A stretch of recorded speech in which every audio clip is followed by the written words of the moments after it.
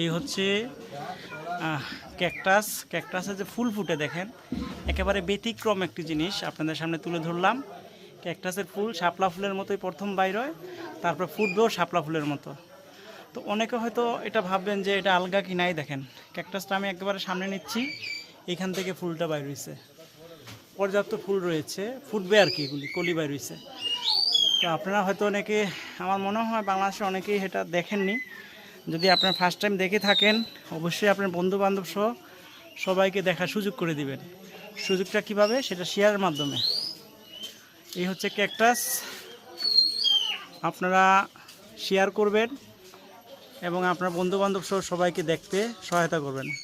Cactus গাছে শাপলা ফুলের মতো ফুল ফুটে এবং ফুল ফুটার পরে আমি আবার যদি আসি, এটা খুব দুর্গমে আপনাদের তুলে ধরবো।